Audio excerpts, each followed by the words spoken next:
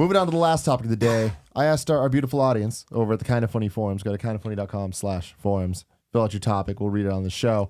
These are all geared towards Mr. Adam right here. I saw a few of these. Yes. So good. So you can prep for it. Yes. This starts with our boy Sean Pitts. He wants to know, what are you playing right now and what are you looking forward to this year? I'm playing Metal Gear Solid now. I'm slowly making my way through it. I'm really looking forward to Fallout 4. That's a big surprise.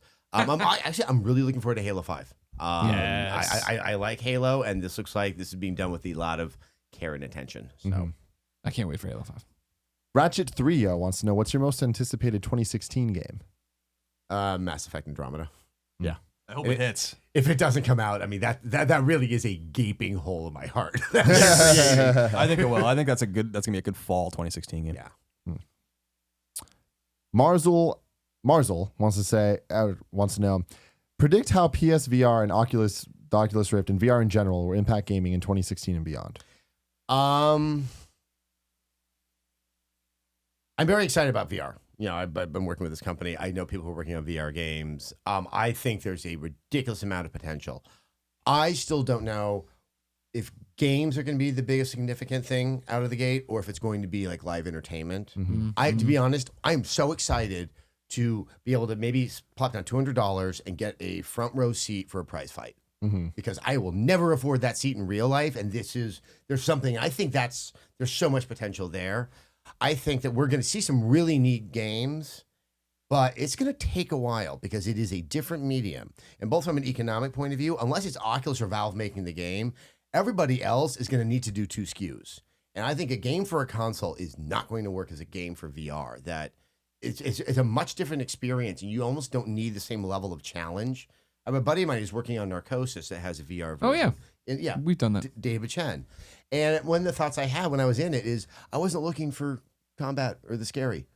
I've never been in a submarine underwater. The sheer novelty of that is so strong that I think you can rethink what's going to be happening. That I don't think I need as much gaminess in my VR experience, or at least in the beginning. Maybe we'll become so jaded to it as the years go on. We need to have something that's more deeply interactive and challenging to make it happen. I think Sony's is the biggest bet because it is tied to the console. If they can pull it off, all power to them. I see a little bit more risk there. Obviously, the Valve and the initiative from Oculus, they are backed by some very, very large companies that are doing pretty well. And so the price point for Sony and the fact that their install base will have to be people with the PlayStation 4, there's some really interesting pros and cons there. So MSU Hitman says, ask him if he's had any hands-on time with Fallout. If so, what do you think? If not, are you going to play it?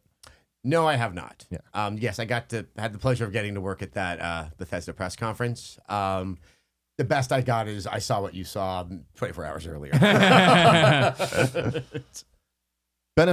Benefic Rock says, if Adam could adapt any novel to be a video game, what would it be? Okay, I saw this one. I've been thinking about it. I think the novel I would want to play is something by Joseph Conrad. I mean, probably Lord Jim. Because, especially because it does get really exciting at the end because the evil Captain Brown, he's coming with his bad people and they're going to try to take over. And here's Jim. He's finally made something good in his life, after being a horrible coward earlier on. Yeah.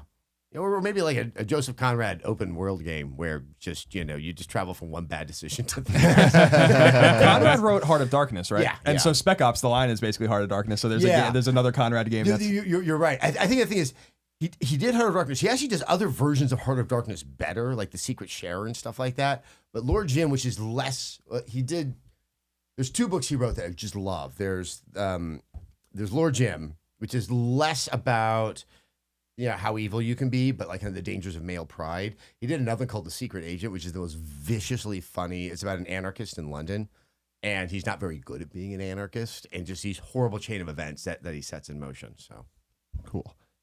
The unsexiest comedian wants to know, what was the last video game whose choice made you feel the need to take a smoke break? Hashtag G4 podcast. I'm assuming that's a what game? That was Heavy Rain. Cutting off the finger. I was like, I don't know. I'm gonna go outside and think about this.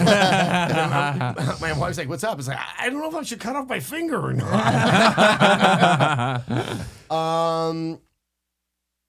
Well, it wasn't Witcher because they don't. I mean, 'cause some of those are timed. But this did happen recently. What was another recent choice game? Anything from Telltale? Game of I Thrones? No? haven't played Telltale lately. Okay. What are choice-based games? Dragon Age? Yeah, I think it was Dragon Age. Mm. And yeah, I can't remember exactly which one, but there's so many characters I loved in that game, and I was like, oh god, Yeah, why making me do this? Yo, no. Kyle Luden asks, if XPlay would still be around today on G4, do you think you would still be co-hosting? No, they fired me before the show got canceled. Joey Ferris says, what was it like doing the Bethesda E3 press show with your former XPlay co-host Morgan Reb? That was so awesome. There's one other element to it that there's no reason for anyone other than people who worked at G4 to know. Not only was I doing that with Morgan, but the floor director was the floor director for XPlay. And so it was weird. All of a sudden, it felt so normal and familiar. Yeah. You know, the one thing that was most important is Morgan and I still had to stand in the same positions because one time they tried to actually mix us up on XPlay, and I couldn't read the prompter. It just like, I have to look this direction, and she's there. And she had the same feeling. So, I mean, it was so wonderful and comfortable. But then, especially with the floor director, Andy, I had gone out to the back to have a smoke break, which I would do all the time on XPlay. And he came out and goes, Adam, when you're done, they need you back there. And it was exactly what had happened 3 years earlier and for all these years. Yeah. And it really was. It was so much fun to do. And also, it was really fun to do it for Bethesda. They're dear friends. I obviously love their games. Like, the whole thing felt right. That was worth it. That's awesome. Boss Jug asks, does he miss being in the games press? If not, is there anything he does miss about it?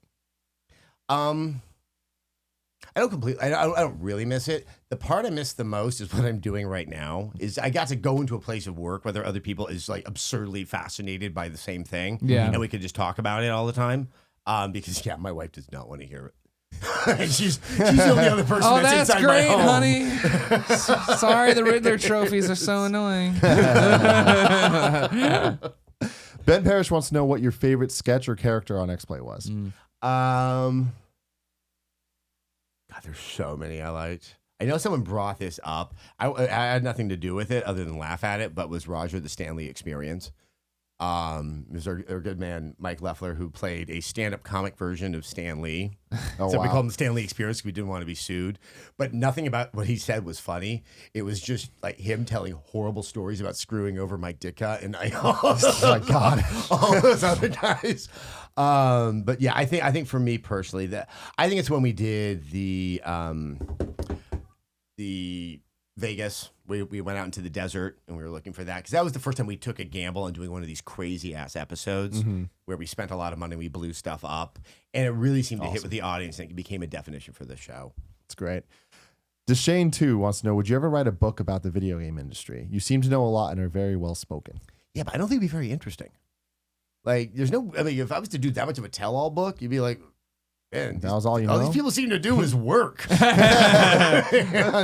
And I could probably write one about the ass end of the cable industry, cable television. Sure. There actually is a project I've been knocking around. I've been showing to some people, so I'll just leave it at that. Okay. Yeah, I like that a lot. Matt Clements Jr. says, how is enjoying the quiet, semi-retired life? I imagine him being a gaming by fireplace with a pipe in his mouth type of guy. Yeah, no. Yeah. There's nothing semi-retired about. Yeah. Daddy needs to still be bringing home some bacon. I just didn't want to do it from the ways I've been doing it before. It's fun. It's terrifying. Working for yourself is really, you guys kind of went out on your own. Yeah. You don't always know where the next project or the next opportunity is going to be coming from. And then you don't want to have too many things happening all at the same time. So you let them all sort of spin out and you don't give them the right attention. I'm still struggling to find that perfect balance, but there's some things coming up in the future that might make people happy. Final thing's not a question, just a statement. Confucius90 says, if it's possible, just tell him from me that I love him. Oh, yeah. Oh, Confucius. And we love you so too. not friendly. Ladies and gentlemen, that has been the first and last ever episode 41 of the Kind of Funny Gamescast. Thank you so much for your time, Adam. Oh, thank my you pleasure. for being thank here. you for being here. We appreciate Definitely you. make sure you go check out the Kickstarter for Friday the 13th. Friday the 13th. game. It looks awesome. I'm really excited to hear more about it. Me too. Definitely give it some money if you got money, and if not, just go tell people about it because you can do that for sure. Yeah. Thank you guys for being the coolest dudes in video games. That's what we do. Yeah. See y'all next week. Bye. Bye.